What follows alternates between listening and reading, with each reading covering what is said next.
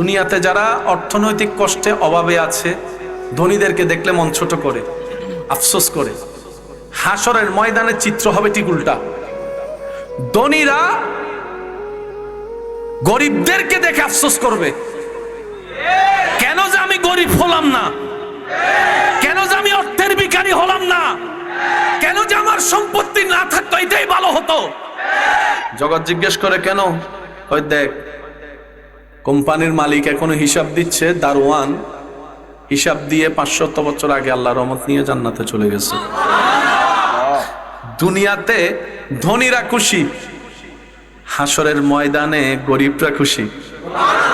আজকে যারা দুনিয়াতে অর্থনৈতিক অভাবে কষ্ট পাচ্ছেন, হাসরের যখন সিচুয়েশন আপনার চোখের সামনে আসবে, আপনি বলবেন আল্লাহ তোমার দরবারে লক্ষ কোটি শুকরিয়া, সম্পদও দাও নাই, হিসাবও নাই। সম্পদও দাও নাই, বলার জোরে করে বলেন, সম্পদও দাও নাই, হিসাবও নাই। ডাইরেক্ট 50-50, গলায় গলা। যদ্দূর দরকার ছিল সে দূরে দিয়েছ, যদ্দূর দরকার ছিল ততটুকুই দিয়েছ। অল্প দান, অল্প হিসাব, শেষ। আর 5টা ফ্যাক্টরির মালিক, কথা কয় না। আর হাসরের ময়দান এত ভয়ানক কঠিন হবে, কষ্টের মাত্রা এমন পর্যায়ে পৌঁছাবে, মানুষ ভাববে জাহান্নাম হইলে জাহান্নাম অন্তত হাসর থেকে আগে বাচ্চা লই। এইরকম কঠিন হবে হাসর। সেদিন আল্লাহ জিজ্ঞেস করবে, কিরে গরিব, মন ছোট করছিলে না দুনিয়ায়, এখন কি মনে করস? গরিবটা সেদিন রবের দরবারে সিজদায় পড়ে বলবে, আল্লাহ তোমার দরবারে লক্ষ কোটি শুকরিয়া, তখন বুঝি নাই, এখন বুঝছি তুমি কত দয়া করছো, কত দয়া করছো, কত দয়া করছো। আল্লাহ, আপনাদের এলাকায় ছোট বাচ্চা মারা যায়, গেছে তো? মায়ের পেটে, মায়ের থেকে বের দুনিয়াতে আসার পরে একদিন পরে, এক সপ্তাহ পরে, 1 মাস পরে, 2 মাস পরে বাচ্চা মারা গেছে। তখন আমাদের সমাজে একটা কথা বলে, আল্লাহ তুমি দিলাও কেন? হায় রে আফসোস, হায় রে আফসোস। অনেকে তো আল্লাহকে আল্লাহর সাথে রাগারাগিও করে। দিলা তো দিলা, 7 বছর পরে তাও আবার নিয়ে গেলা। রব বলে যে আমার চাইতে ভালো তুমি জানো না, বুঝবা না। এবার পুরা কাহিনীটা বুঝেন। সব ধ্বংস হয়ে গেল। ইজা জুলজিলাতিল আরদু জিলজালাহা ওয়া আখরাজাতিল আরদু আসকালাহা ওয়া ক্বালাল ইনসানু মা লাহা। সব ফানা হয়ে গেল, হাসর কায়েম হয়ে গেল, হিসাব শুরু হয়ে গেল। সেই হিসাবে দেখা যায় ওই বাচ্চার মা বাবা নিজের আমলের দোষে, কর্ম দোষে জান্নাত পাওয়ার কোনো যোগ্যতাই নেই, অধিকারই নেই। জাহান্নাম তার প্রাপ্য। কিন্তু রবের চাওয়া 2 জনকে জান্নাত দেওয়া। আর রব্বুল আলামিনের একটা শান মনে রাখবেন, আল্লাহ সব সময় কারণ খুঁজতে থাকে বান্দাকে মাফ করার জন্য। তা জীবন মাথায় রাখবেন, আজীবন আল্লাহ সব সময় কারণ খুঁজে, বান্দা কিছু একটা কর, অল্প কইরা কর, আমার জন্য কর, যে একটা দেখে আমি যেন খুশি হইয়া তোর সারা জীবনের গুনাহ মাফ করে দিতে পারি, মাফ করে দিতে পারি। আল্লাহ চায় প্রত্যেকটা বান্দা জান্নাতে যাক। এবার সেই মা বাবা আল্লাহর আহকামুল হাকিমিনের বিচারে গুনার পাল্লা ভারী হয়ে জাহান্নামের দিকে রায় হয়ে যাবে। আল্লাহ রায় দিয়ে দিবে, জাহান্নামের মধ্যে ফেরেশতারা টেনে টেনে নিয়ে যাবে। যেই মুহূর্তে জাহান্নামের দরজার কাছাকাছি যাবে, আরেকজন ফেরেশতা এসে বলবে, ওনাদেরকে জাহান্নামে দিও না, রায় চেঞ্জ হয়ে গিয়েছে, ওনাদেরকে জান্নাতের রাস্তা দেখিয়ে দাও। এবার সেই মা বাবা ভাবতে থাকবে, আমরা তো জান্নাত পাওয়া তো দূরের কথা, জান্নাতের ঘ্রাণ পাওয়ারও যোগ্যতা আমাদের নাই, সেটা তো আমরা জানি। জাহান্নাম আমরা পাওয়ার উপযুক্ত, জান্নাত পেলাম তো পেলাম কিভাবে? ফেরেশতা বলে যে আমি এত কিছু জানি না, সুপ্রিম কোর্ট থেকে অর্ডার আসছে তোমাদেরকে জান্নাতে দরজা নিয়ে যেতে। এবার সেই মা বাবা বড় চিন্তিত মন নিয়ে, অবাক হয়ে জান্নাতের দরজায় যখন যাবে, দেখবে ছোট্ট একটা, কিরে কে তুই? মা, মা চিনো নাই? কে? ওই 3 দিনে মারা গেছিলাম যে।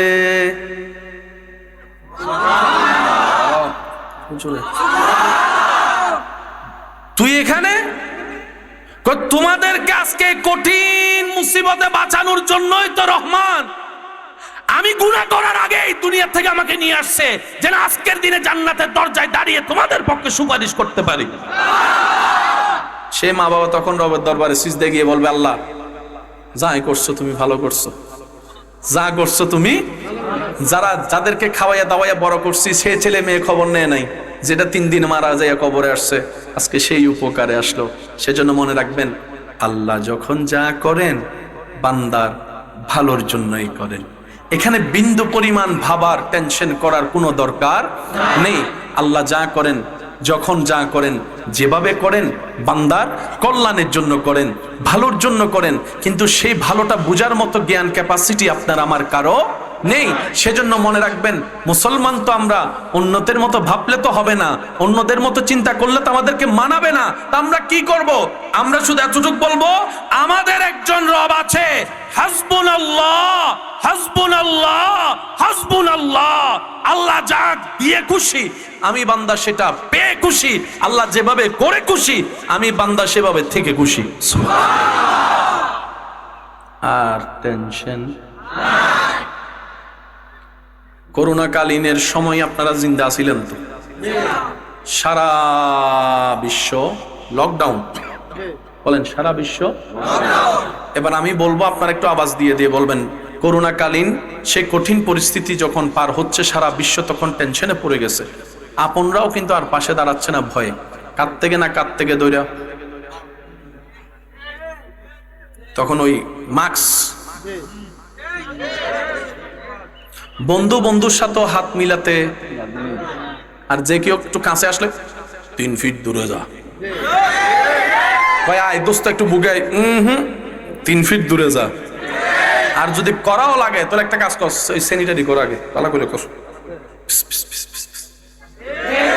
এবার আমি আপনাদেরকে বলবো, আপনারা একটু আওয়াজ দিয়ে বলবেন, করোনাকালীন সময়ে লকডাউনের কারণে রাস্তাঘাট খোলা ছিল না, বন্ধ, গাড়ি, অফিস, মাদ্রাসা, আওয়াজটা একটু বড় দেন, স্কুল, কলেজ, ভার্সিটি, অফিস, আদালত, আরো জোরে, আরো জোরে, চাকরি, ইনকাম, খাবার,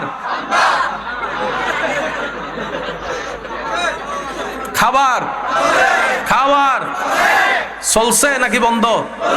খাবার এখন মনে হয় ডেলি কয় বেলা? এখন করোনাকালীন মনে হয় 1 বেলা ছিল।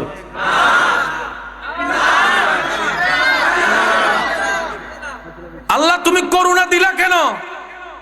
রব বলে যে যতগুলা কারণে করোনা দিয়েছি তার মধ্যে একটা কারণ, বান্দারে তোর রিজিকের দায়িত্ব আমি তোর আত্মীয় স্বজনের হাতে দিই নাই, তোর রিজিকের জিম্মাদারি তোর আপন পরের কাছে দিই নাই, তোর রিজিকের দায়িত্ব তোর বাপ চাচা জেনার কাছে দিই নাই।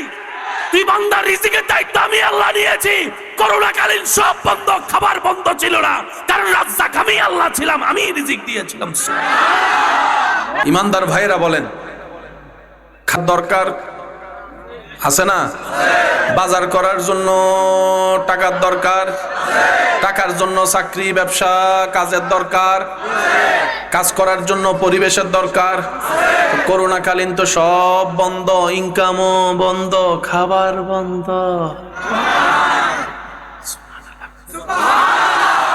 আর একটু আস্তে কইরা 3 বেলা ভালো করে আল্লাহ খাওয়াইছে নাকি খাওয়াই না? শুধু তা না, এখন তো পরিশ্রম করে খাইতে হয়। আল্লাহ তখন কইছে ঘরে বসে বসে খা, অন্য সময় গাম জড়াই খাইস। এখন এখন করোনাকালীন সময় আমি আল্লাহরে ভুলে গেছিস তো, দেখ আমি কেমনে খাওয়াই। ঘরের উপর, ঘরের ভিতর থাক, বাইরে লকডাউন, রুমের ভিতরে থাক, খাটের উপর শুইয়া থাক, শুইয়া শুইয়া খা, বৈশা বৈশা খা, হাইটা হাইটা খা, গাম জড়ানোর দরকার নাই। তোদেরকে প্র্যাকটিক্যাল আমি আল্লাহ বুঝাই দিলাম, রিজিকের জন্য পরিশ্রমের দরকার নাই, আমি রবের দয়ার দরকার, দয়ার দরকার, দয়ার দরকার। মনে থাকবে ইনশাল্লাহ। এই অঙ্কটা যদি মাথায় চলে আসে, বান্দার 2 নাম্বারই করার চিন্তাই চলে যাবে। কারণ বাবারা যা কামাই নিজের জন্য না ছেলে মেয়ের জন্য, দাদা নানা যা কামাই নিজের জন্য না নাতিদের জন্য। এবার প্রত্যেকটা দাদা নানা যখন, বাবারা যখন চিন্তা করবে আমার পরবর্তী প্রজন্মের জন্য আমার আল্লাহ আছে তো, আমার টেনশন নাই, 2 নাম্বারই কামানো ছেড়ে দিবে, সুদ খাওয়া ছেড়ে দিবে, গোশ খাওয়া ছেড়ে দিবে, অন্যের জায়গা জুলুম করে নেওয়া ছেড়ে দিবে, দলিলে 2 নাম্বারই করে জায়গা খাওয়া ছেড়ে দিবে, সীমানায় দেওয়াল তোলার সময় 10 ইঞ্চি অন্যের জায়গা মেরে খাওয়ার চিন্তা ছেড়ে দিবে। বিলের মধ্যে আইল কাটার সময় নিজের বাগেরটা একটু বেশি করে কাটতে অন্যটা ছোট কইরা ছেড়ে দিবে, কারণ সব সময় তিনি বলবেন আমার আল্লাহ আছে আমার ছেলে মেয়েকে দেখার জন্য, আমার আল্লাহ আছে আমার নাতিদেরকে দেখার জন্য। সুতরাং এমন একজন আল্লাহ যার আছে, তার ভবিষ্যৎ নিয়ে ভাবার বিন্দু পরিমাণ দরকার। আরেকটু জোরে বলেন। আপনাদের এলাকায় আমি চিনি না কাউকে, কিন্তু এতটুক জানি এই এলাকায় মানুষের ভিতর একটা জিনিসের মামলা সবচাইতে বেশি। কি আর আইলেনি মামলা হয় নাকি জমির মামলা হয়? এর লাগাই তো কইছি চোখে দিকে মন ওদিকে, কেউ মেসেজ দিতেছে মনে হয়। কি নিয়ে মামলা বেশি? সবাই কোন? অনেক সময় তো এই জমি সংক্রান্ত মামলা এমন পর্যন্ত পৌঁছেছে এক মার পেটের ভাই বোন কেউ কারোর চেহারা দেখতে রাজি না। এই ভাইরাসটা বাড়তে বাড়তে এমন হয়েছে তাদের ছেলে মেয়েও একজন আরেকজনের সাথে এখন সম্পর্ক রাখতে রাজি না, কারো বিয়েতে এখন কেউ যায় না। অনেক আছে ফুফিকে না বুঝাতে পারছি? টোটাল হিসাবটা করে দেখেন তো, লাভে আছেন নাকি লসে আছেন? আরো জোরে। হাজার লসের একটা লস শুধু আপনাদেরকে বলি। আপনার ছেলের বিয়ে দিবেন, মেয়ের বিয়ে দিবেন, বিয়ের মধ্যে আত্মীয় স্বজন না আসলে কি দেখতে সুন্দর লাগবে? বিয়ে বাড়ির মতো লাগবে? এখানে সব সাজাইছেন, শুধু শ্রোতা কেউ আসে নাই। দেখতে কিরকম লাগে? মাহফিল শেষ হওয়ার পর এক নজর দূর থেকে দেখবেন, দেখবেন যে মরা বাড়ির মতো ভরে রয়েছে সব। তো যেভাবে আমি আত্মীয়তার সম্পর্ক ছিন্ন করতেছি, একসময় ছেলে মেয়ের বিয়েতে শুধু মেহমান দেখানোর জন্য বাস করে ভাড়া করে মানুষ আনা লাগবে। এই ছাড়া আর কোনো উপায়? বলেন না, এই ছাড়া আর কোনো উপায়? অনুরোধ করে বলে যায়, এই জায়গার মামলা করে কে কি পাইছেন আমি জানি না, তবে এতটুকু জানি জোতার তলা ক্ষয় হয়েছে। আমি শুনি নাই? কালো দাড়ি সাদা হইছে, মাথার চুলগুলা সব যাইয়া যাইয়া টাকলা হইছে, রাতের ঘুম হারাম হইছে। আরো জোরে, আরো জোরে। নিজের জন্য আল্লাহ যে অল্প সময় দিয়েছে তার 3 ভাগের 1 ভাগ সময় নষ্ট হয়েছে, সম্পর্ক ছিন্ন হয়েছে। যে জায়গার জন্য মামলা লড়তেছেন এমন টাকা গেছে, এই টাকা দিয়ে আপনি চাইলে অন্য জায়গায় আরো 2 ডবল জায়গা কিনতে পারতেন, সেই জায়গাটার টাকাও শেষ হয়েছে। এবার টোটাল হিসাবে বলেন লাভ না লস? আরো জোরে। আপনারা জানি কি বলছিলেন, আমরা কি লস চাই না লাভ চাই?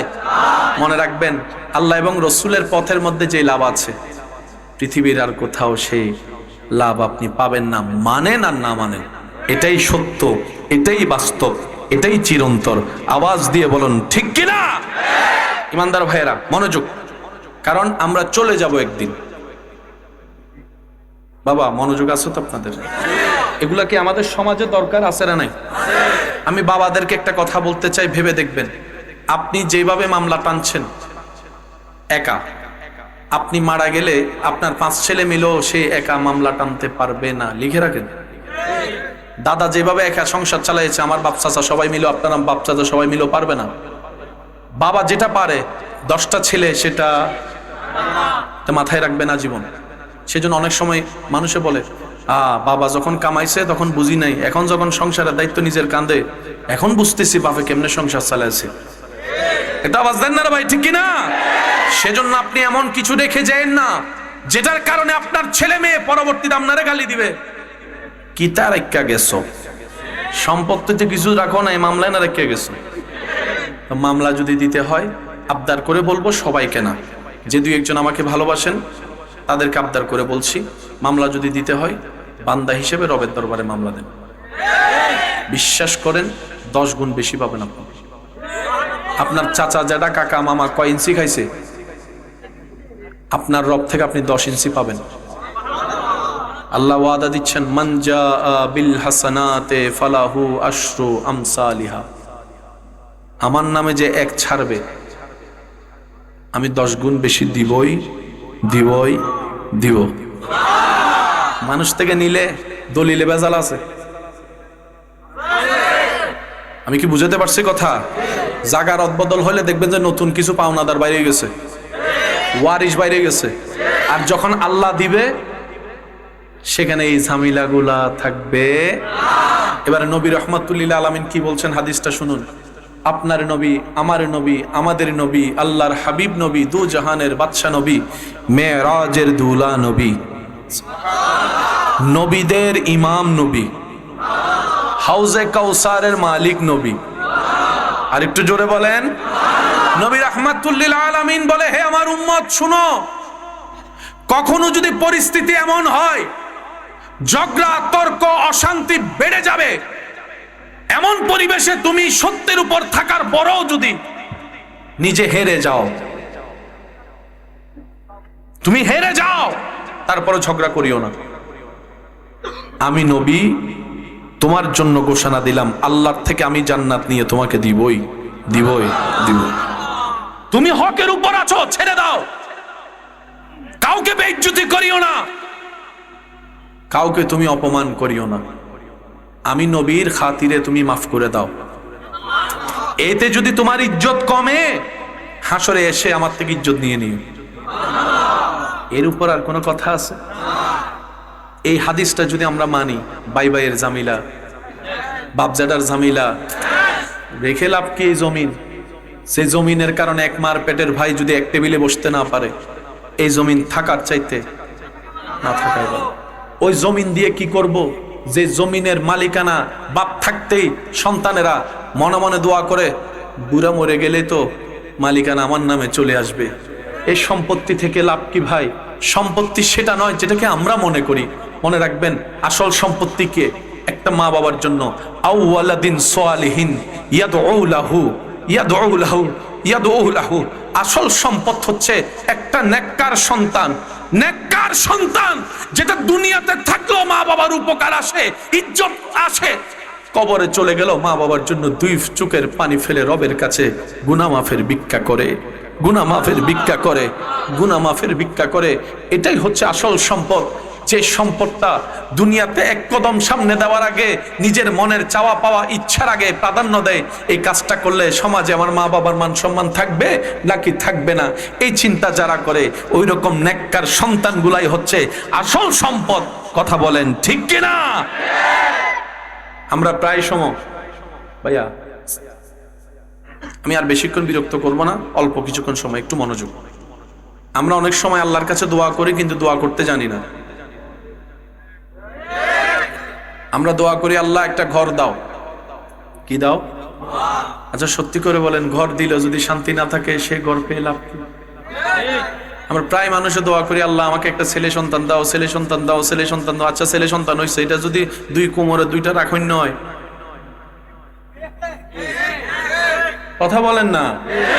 ছেলে সন্তান দিছে আর কি, ছেলে সন্তান যদি কোমরে দুইটা রাখুন নয়, তখন এই সন্তান পেয়ে লাভ কি? সেজন্য দোয়াটা একটু ওভাবে করবেন যেভাবে নবীজি শিখিয়ে দিয়েছেন। আর একটু আস্তে করে বলেন।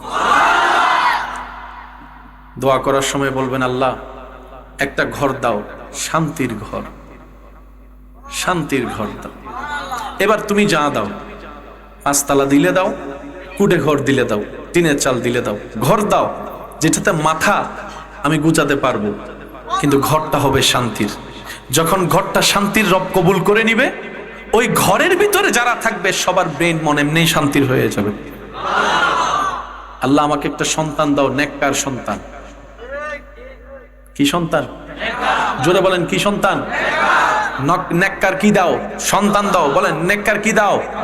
এবার সন্তান এটা ছেলে হোক মেয়ে হোক, তোমার ইচ্ছা, তোমার ব্যাপার। মেয়েদেরকে এত ছোট করে দেখার কিছু নেই, মেয়েরা ছোট দেখার কিছু নেই। এই মেয়েরা পৃথিবীর আলোকিত করার অন্যতম একটা জাতি, আল্লাহর প্রিয় একটা সৃষ্টি। নবী অনেক হয়েছেন, রসুল অনেক এসেছেন, কিন্তু মারা হচ্ছে যে নবী রসুলের মা, সে জাতি। সুবহানাল্লাহ বলবেন না? পৃথিবীতে অনেক নাম করা ওলি আল্লাহ আপনি নাম শুনেছেন, দেখেছেন।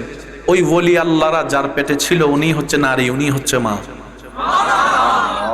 আল্লাহ কাউকে ছোট করেননি। আমরা আমাদের বুঝার ক্ষেত্রে ভুল বুঝার কারণে আমরা ছোট মনে করি। আল্লাহ তাআলা আমাদের সবাইকে ইসলাম বুঝার, আমল করার তৌফিক দান করুন। প্রিয় ভাইয়েরা, বান্দা যত দুনিয়ার থেকে নিজেকে আলাদা করবে, আল্লাহু আকবার, আল্লাহু আকবার। একবার বলি আলহামদুলিল্লাহ। হাসি আইয়ে আবার থামাই, চলেন একটা গজল পড়ি। হ্যাঁ, পারবেন ইনশাল্লাহ? এত আস্তে ইনশাল্লাহ? কবরে হাসরে কি হবে আমার, সবাই কি আওয়াজে, কবরে হাসরে কি হবে, মুসিবতে করুণা তোমার, কবরে হাসরে কি হবে আমার। নিয়ে এসো সুসম্মানে, মানে কবরে হাসরে কি হবে, আছি গো ডুবে আমি পাপেরি সাগরে, না জানি কি হবে ও পারে, আরো জোরে জোরে, আছি গো ডুবে আমি পাপেরি, না জানি কি হবে ও পারে, ওরে তোমারি সুপারিশ বিনে, তোমারি সুপারিশ বিনে কেমনে হব পার, কবরে হাসরে কি হবে। উচ্চ আওয়াজ একবার বলেন মারহাবা, আরেকটু জোরে বলেন মারহাবা। আল্লাহর প্রতি কোনো রাগ রাখা যাবে না, কোনো খারাপ চিন্তা রাখা যাবে না, জীবন নিয়ে কোনো আফসোস রাখা যাবে না। জীবনটা কার দেওয়া?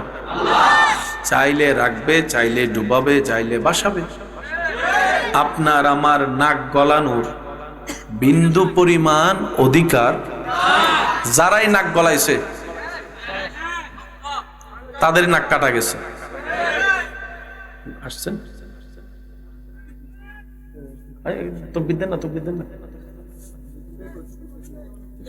না তকবীর আলেম ইজ্জত দেন না, তকবীর দেন, তকবীর দেন, লাইনটা লাইনটা। নারে তাকবীর আল্লাহু আকবার, নারে রিসালাত ইয়া রাসূলুল্লাহ, নারে গাউসিয়া ইয়া মুসলিমিন, আহলে সুন্নাত ওয়াল জামাত জিন্দাবাদ জিন্দাবাদ।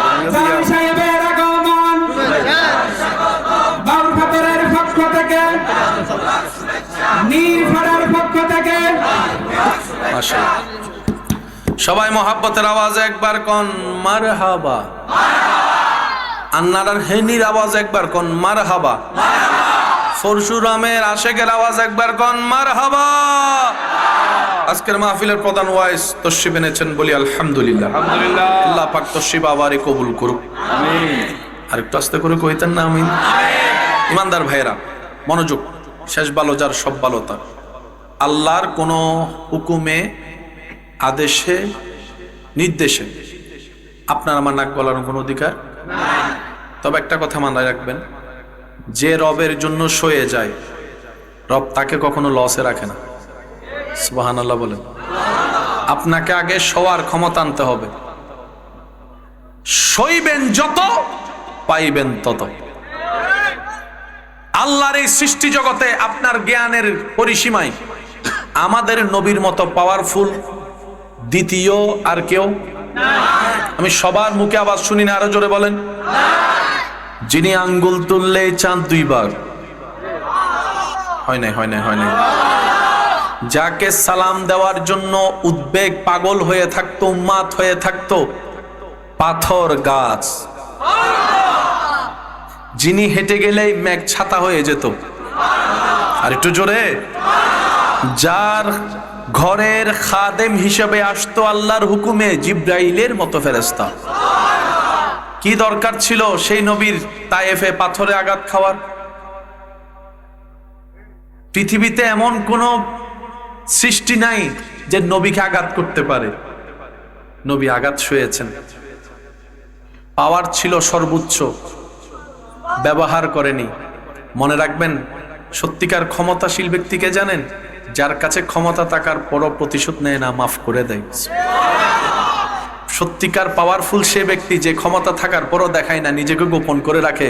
এ হচ্ছে সত্যিকার পাওয়ারফুল। আর কাউরে যদি দেখেন রিক্সাওয়ালার 3 টাকা বাঁচানোর জন্য, রিক্সাওয়ালার থেকে 3 টাকা মাপ পাওয়ার জন্য যাইয়া বলবে, চিনস আমি কে? আপনিও শূন্য বুঝে লাইয়েন এটা কেডা। আরো জোরে বলেন ঠিক কিনা? তোমার যদি বলা লাগে আমি কে, তার মানে তুই নিজেই জানোস না বেটা তুই কে। বুঝতে পেরেছেন কথা? আল্লাহ আপনার আমার নবীকে সমস্ত ধরনের অথরিটি দিয়েছেন। ইন্না আতাইনা কাল কাউসার। কাউসার কি?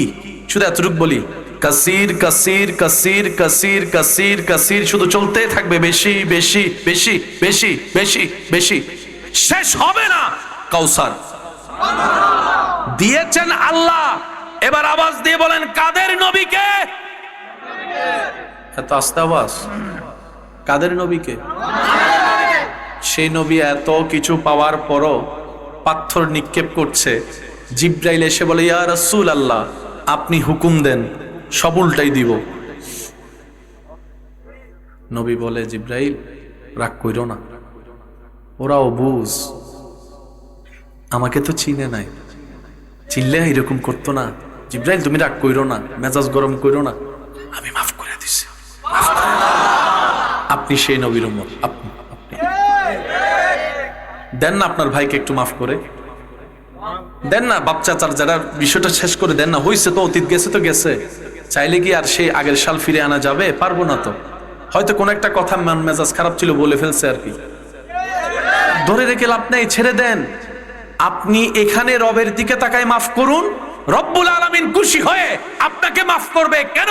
ক্ষমা করা সেটা আল্লাহর শান, আল্লাহর শান, আল্লাহর শান। আপনার আপনজন যার সাথে আপনি রাগ করে কথা বলছেন না, অপরাধ ভুল কয়টা করছে? 1টা 2টা 3টা 4টা 5টা। আপনি আমি কয়টা গুনাহ করছি আল্লাহর কাছে হিসাব করে দেখেন, হিসাবের খাতায় আটবে না। কিন্তু তারপর আপনি আশা করেন আল্লাহ যেন আমাকে ক্ষমা করে। আপনি বলেন, আল্লাহ আমাকে তুমি মাফ করো। রব তো একটা বারও বলে নাই, 1000টা গুনাহ আছে, কয়টা মাফ করব? কিন্তু রব কি বলছেন জানেন? ইন্নাল্লাহা ইয়াগফিরুয যুনুবা জামিয়া। বান্দা, মন থেকে তুই নবীর প্রেম আদব নিয়ে একবার তওবা কর। তুই তওবা করবি একবার, আমি আল্লাহ তোর 40 লক্ষ গুনাহ থাকলে সেটাও মাফ করে দিতে রাজি। আল্লাহর ওয়াস্তে মনকে বড় করেন। হ্যাঁ, আপনি যদি মন বড় করেন, গুতা আপনি খাবেন, লিখে রাখেন। আপনি যদি মন উদার করেন, ভালোবাসাকে উন্মুক্ত করেন, সবার উপকার চিন্তা করেন, পিঠে আপনার আঘাত পড়বে এটা নিশ্চিত। অন্যকে খাওয়াবেন, আপনার ঘরের খাবার শর্ট পড়ে যাবে, এটাও বাস্তব। সবকিছু জেনে শুনে উপকার করতে থাকেন। থ্যাংক ইউটা বান্দার থেকে আশা করবেন না, থ্যাংক ইউটা রবের রহমতের দরবার থেকে আশা করবেন। কারণ বান্দা দিলে আর কদ্দুর দিবে, একটা থ্যাংক ইউ দিবে, না হয় 10 টাকার জায়গায় 20 টাকা দিবে। কিন্তু রব যখন দেওয়া শুরু করবে, কল্পনার বাইরে পাইতে থাকবেন। শুধু আপনি না, আপনিও পাবেন, আপনার সন্তানরা পাবে, আপনার নাতিপতিরাও পাবে। উনি চাইলে বেগাইরে হিসাব, বেগাইরে হিসাব, হিসাব সারাই দিতে থাকবে থাকবে, উনি দিতেই থাকবে, আপনার রক্তরা পাইতেই থাকবে। সেজন্য লেনদেন ব্যবসা করলে ওদিকে করেন।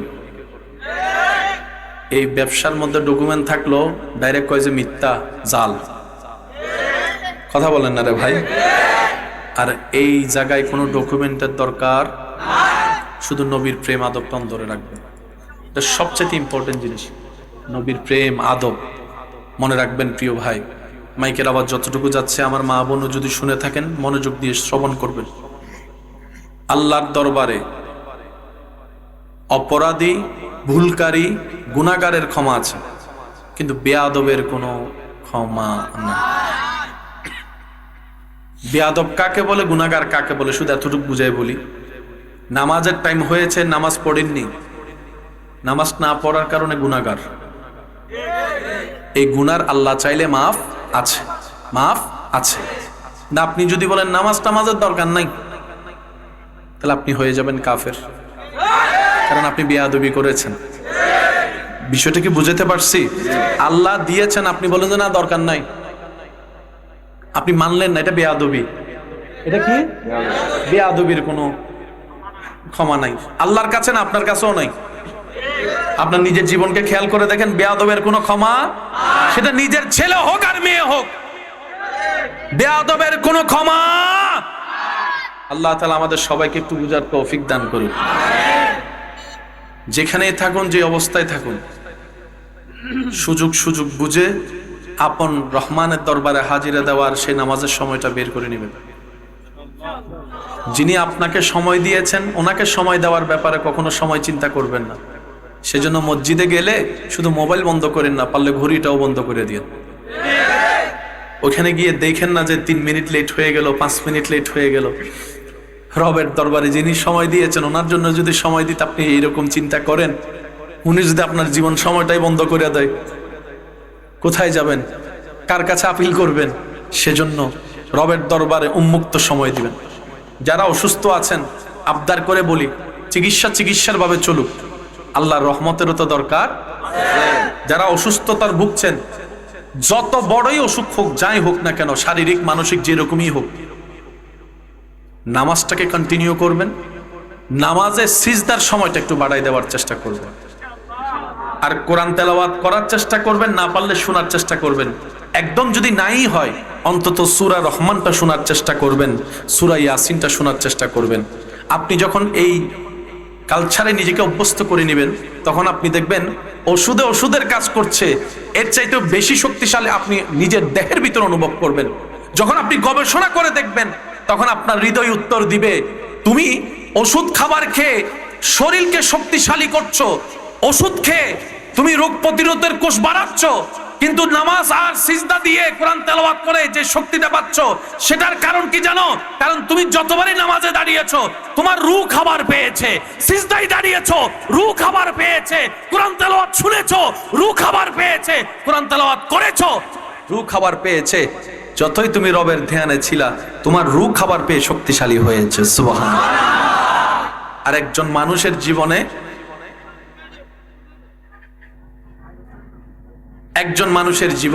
একজন মুসলমানের জীবনে দেহের চাইতে সবচেয়ে বেশি ইম্পর্টেন্ট হচ্ছে রূহ। সুবহানাল্লাহ বলবেন। এবার বুঝতে পেরেছেন আল্লাহ কেন বলেছেন আন-নাবিয়্যু আওলা বিল মুমিনিনা মিন আনফুসিহিম। আল্লাহ তাআলা বলে, আমার নবীকে আমি আল্লাহ আজীবনের জন্য মুমিন বান্দার জানের চাইতে কাছে বানাই দিয়েছে। সুবহানাল্লাহ। আল্লাহ আমাদের নবীকে মুমিন বান্দার জানের চাইতে কাছে বানাই দিয়েছে। কিসের চাইতে বলেন? কিসের চাইতে? তো জানটা কই? হাত তো দেখি, চোখ তো দেখি, নাক তো দেখি, জান কই? জান তো পুরা শরীরে। সুবহানাল্লাহ বলবেন না? সেজন্য মাথায় রাখবেন, ইসলাম জানার চাইতে বেশি দরকার ইসলাম বুঝা। পৃথিবীর সমস্ত জ্ঞান অর্জন করবেন চোখ দিয়ে, ব্রেন দিয়ে। কোরআন হাদিস কখনো ব্রেন দিয়ে কভার করা সম্ভব নয়। কোরআন হাদিস কভার করার জন্য একটা জিনিসের দরকার, সেটা হচ্ছে পরিষ্কার একটা অন্তর দরকার, যেখানে থাকবে আদব, যেখানে থাকবে প্রেম, যেখানে থাকবে ভক্তি, যেখানে থাকবে বিশ্বাস। আদব এমন একটা অলংকার, যেটা একটা মানুষকে সমাজের সবার সামনে আলাদা করে ফুটাই তোলে। আদব এমন জিনিস, আর আদবের মেইন বেসটাই হচ্ছে ইসলাম। আমি আপনাদেরকে শুধু বলবো, বেয়াদবি নাকি আদবি আপনারা একটু বলবেন। দেখতে কিরকম, অভদ্র লাগে না ভদ্র লাগে, আপনারা শুধু একটু দেখে দেখে বলবেন। আমি দেখাচ্ছি, আগে দেখেন। আল্লাহু আকবার। কাউকে যখন নামাজে দাঁড়ায় থাকতে দেখেন, কি বেয়াদবের মতো লাগে না? আদবের মতো লাগে। একটু জোরে। নামাজ আসলে শুধু সওয়াব দেয় না, আদবও শিখায়।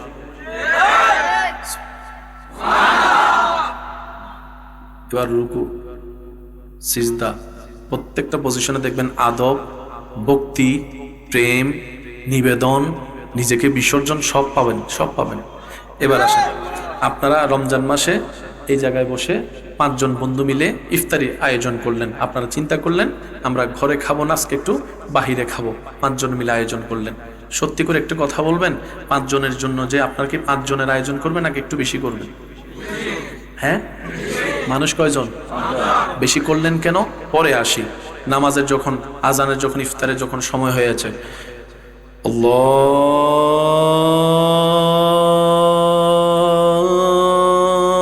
আকবার, আল্লাহু আকবার। কয়জন আয়োজন? রাস্তা দিয়ে 3 জন মানুষ যাচ্ছে, দৌড়ায় যাচ্ছে, আজান শুনে ঘরে গিয়ে কি করবে? আপনি তাকে চিনেনই না, যেতে দিবেন নাকি ডাকবেন? ভাই বলেন, ঘরে পরে যাই না, আগে এখানে রোজাটা ভাঙেন।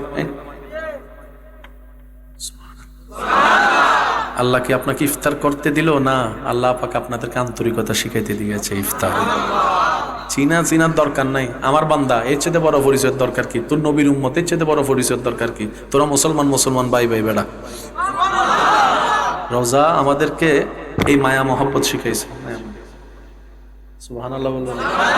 সেজন্য ওয়াকুনু মা সাদিকিন আমল করতে পারলে ইসলামের নির্যাস পর্যন্ত পৌঁছানো যায়। আল্লাহ তাআলা আমাদের সবাইকে ইজ্জতের জীবন দান করুন। আর একটু ছোট করে বলেন আল্লাহ তাআলা আমাদের সবার সিনাকে নূর ঈমানের আলো দ্বারা ভরপুর করে দিন। আমরা জানি আল্লাহর কাছে যোগ্যতা হিসাবে আমরা পাওয়ার কোনো কিছুই অধিকার রাখি না। আমরা যোগ্যতার চাইতে আমাদের রব আমাদেরকে বেশি দিয়েছে। একটা নিঃশ্বাসের কোনো বিনিময় আপনি আমি দিতে পারবো না। আশা করি আপনারা আমার সাথে একমত হবেন। যে নিঃশ্বাসটা নিচ্ছি এবং ফেলছি, নেওয়ার পর যদি বলে যায় ফেলতে পারবি না, হাজার চেষ্টা করলেও নিঃশ্বাস ফেলা যাবে না। একদিন সেই দৃশ্যটাই বাস্তবে সামনে আসবে। যেই কথাটা আজকে শুনছি, হয়তো কারো নিঃশ্বাসটা শেষভাবে যাবে, নিঃশ্বাস নেওয়ার সময় বন্ধ হয়ে যাবে, না হয় ফেলার পরে বন্ধ হয়ে যাবে। একদিন এই সময়টা আসবে। আমাদের যোগ্যতা কর্ম দিয়ে আপনি আমি একটা নিঃশ্বাস পাওয়ার কোনো অধিকার রাখি না। কিন্তু ভাগ্য আমাদের ভালো, আমাদের রব হচ্ছে রহমানুর রহিম, যিনি বিনা হিসাবে দান করেন, যিনি বিনা হিসাবে দান করেন। আর তিনি এমন করিম, দান করেন তো করেন, ফেরত নেন না, ফিরিয়ে নেন না। চাকরি ভালোভাবে করলে চাকরি আপনার আমার থাকবে। যদি চাকরিটা ভালোভাবে আপনি আমি ডিউটি না করি, ওয়ার্নিং এর পর ওয়ার্নিং দিয়ে তারপরে ফায়ার করে দিবে। যতই আপনি ইন্টারভিউতে ভালো রেজাল্ট করেন না কেন, কিন্তু রব এমন দয়াবান, নামাজ না পড়লেও রিজিক দেয়। সুবহানাল্লাহ। মিথ্যা কথা বলার পরও কথা বলার শক্তি দেয়।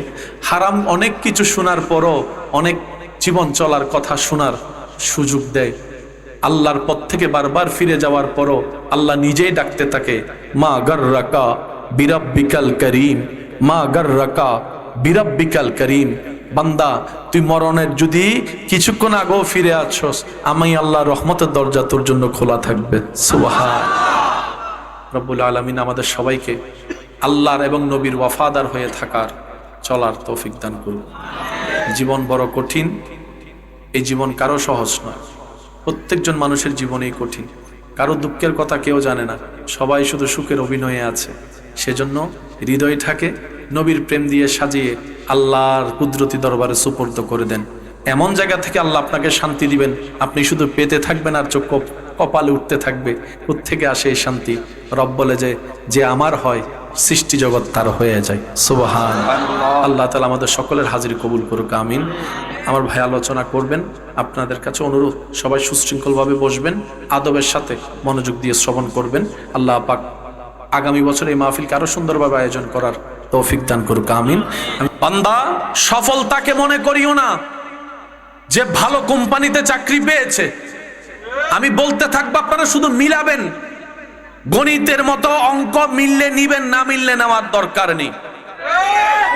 রব বলে, বান্দা, ভালো কোম্পানিতে কাউকে চাকরি পেতে দেখলে সফলতার উচ্চ শিখরে পৌঁছাই গিয়েছে, এই কল্পনা করে তুমি ব্যর্থ হিসেবে মন ছোট করিও না। রব বলে, বান্দা, ও আমার বান্দা, কাউকে যদি ছোট্ট একটা দোকান থেকে বড় একটা শপিং মলের মতো মালিক হতে দেখে সফলতার উচ্চ শিখরে তাকে আসীন বানিয়ে তুমি সফল ভাবার চেষ্টা করিও না। ও আমার বান্দা, সফল তো সেই নয় যার কাছে রেঞ্জ রোভার আছে, ল্যান্ড ক্রুইজার আছে।